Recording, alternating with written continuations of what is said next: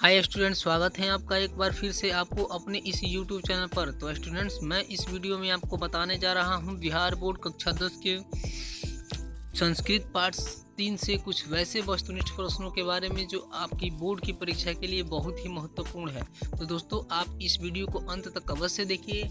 और उससे पहले आपसे एक रिक्वेस्ट है कि यदि अभी तक आप हमारे चैनल को सब्सक्राइब नहीं किए हैं तो रेड कलर के बटन को दबाकर हमारे चैनल को सब्सक्राइब कीजिए और साथ में बेल आइकन को भी प्रेस कीजिए, ताकि जब भी मैं कोई नया वीडियो बनाऊं तो इसकी जानकारी आपको तुरंत मिल सके।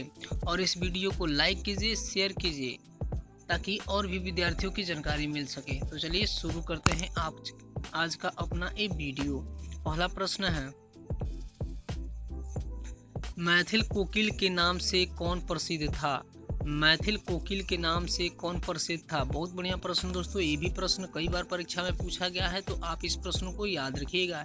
ये प्रश्न वैसे प्रश्न है जो बार बार बोर्ड की परीक्षा में पूछे जाते हैं। तो दोस्तों, आप इस प्रश्न को याद रखिए। पहला option A Vidyapati, option B Narayan Pandit, option C Kalidas, option D Ved Vyas. तो इसका राइट आंसर जो होगा दोस्तों ऑप्शन ए विद्यापति।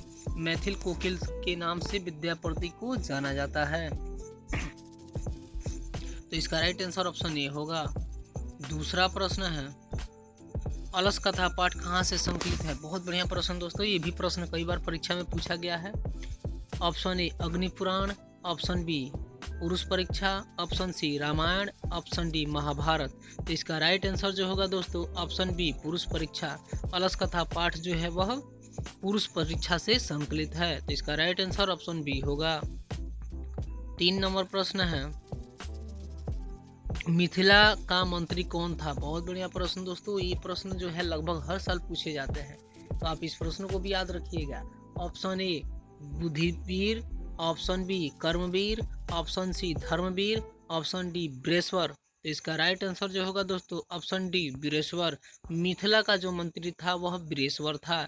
इसका राइट आंसर ऑप्शन डी होगा। 4 नंबर प्रश्न है, मनुष्य को कौन नष्ट कर देता है? मनुष्य को कौन नष्ट कर देता है? ऑप्शन ए धन, ऑप्शन बी धर्म, ऑप्शन सी आलस, ऑप्शन सी डी कोई नहीं। तो इसका राइट आंसर जो होगा दोस्तों ऑप्शन सी आलस। मनुष्य को आलस जो होता है वह क्या कर देता है? नष्ट कर देता है, अर्थात बर्बाद कर देता है। तो इसका राइट आंसर ऑप्शन सी होगा। 5 नंबर प्रश्न है, भीषण भूख लगने पर भी कौन कुछ नहीं कर सकता? भीषण भूख लगने पर भी कौन कुछ नहीं कर सकता? ऑप्शन ए आलसी, ऑप्शन बी निर्बल, ऑप्शन सी सचरित्र, ऑप्शन डी निर्धन। तो इसका राइट आंसर जो होगा दोस्तों ऑप्शन ए आलसी।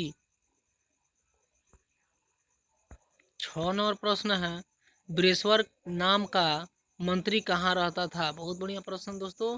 बृहस्वर नाम का मंत्री कहाँ रहता था? ऑप्शन ए पाटलिपुत्र में, ऑप्शन बी मिथिला में, ऑप्शन सी जनकपुर में, ऑप्शन डी अयोध्या में। तो इसका राइट आंसर जो होगा दोस्तों ऑप्शन बी मिथिला में। बृहस्वर नाम का जो मंत्री था वह मिथिला में रहता था। 7 नंबर प्रश्न है, आलसियों को कौन अन्न और वस्त्र देते थे? आलसियों को कौन अन्न और वस्त्र देते थे? Option A Buddhivir, option B Karmavir, option C Dharmavir, option D Brihaswar. तो इसका राइट आंसर जो होगा दोस्तों ऑप्शन डी बृहस्वर। आलसियों को जो था अन्न और वस्त्र बृहस्वर देता था। तो इसका राइट आंसर ऑप्शन डी होगा।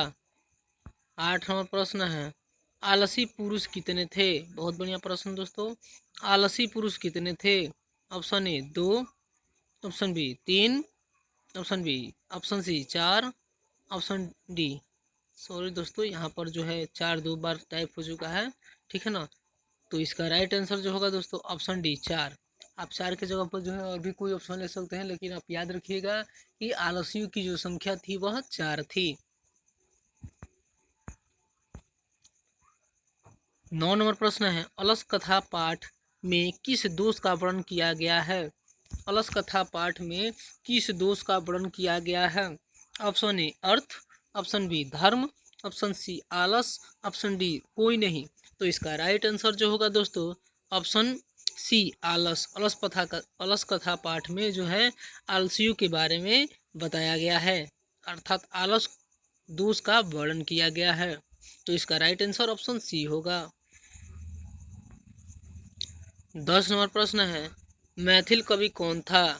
मैथिल कवि कौन था? Option A Bhasa, option B Kalidas, option C Vidyapati, option D Narayan Pandit.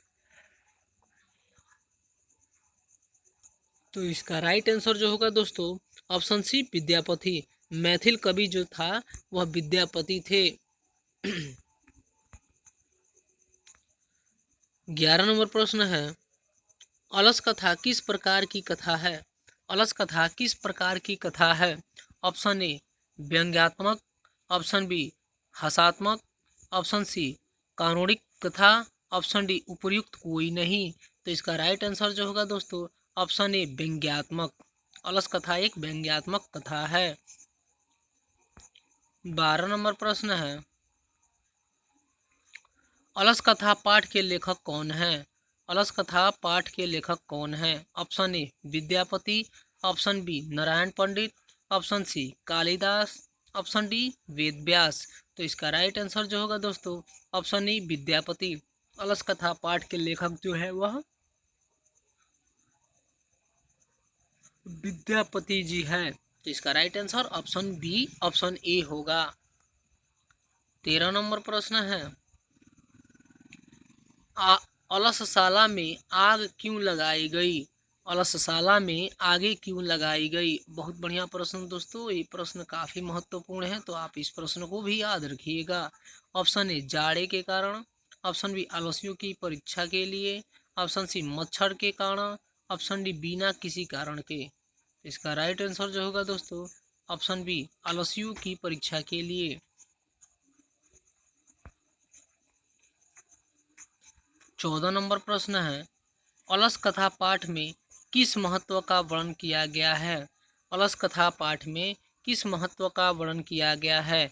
Option A मानव गुण, ऑप्शन बी पशु गुण, ऑप्शन सी देवता गुण, ऑप्शन डी उपर्युक्त कोई नहीं। तो इसका राइट आंसर जो होगा दोस्तों ऑप्शन ए मानव गुण।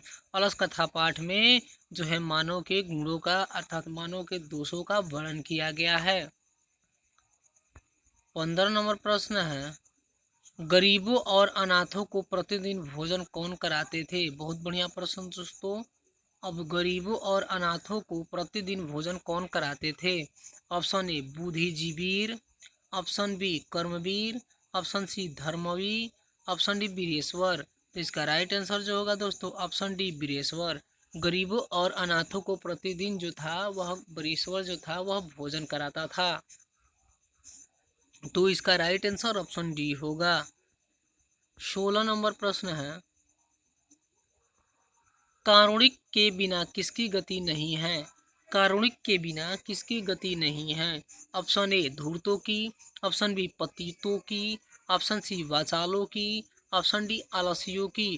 तो इसका राइट आंसर जो होगा दोस्तों ऑप्शन डी आलसियों की। 17 नंबर प्रश्न है, अलसशाला में लगी आग को देखकर कौन भाग गए? अलसशाला में लगी आग को देखकर कौन भाग गए? ऑप्शन ए आलसी, ऑप्शन बी धूर्त, ऑप्शन सी अधिकारी, ऑप्शन डी नौकर। तो इसका राइट आंसर जो होगा दोस्तों ऑप्शन बी धूर्त। तो दोस्तों आशा करता हूँ कि आज का यह वीडियो आपके लिए अच्छी लगी होगी। तो वीडियो देखने के लिए धन्यवाद।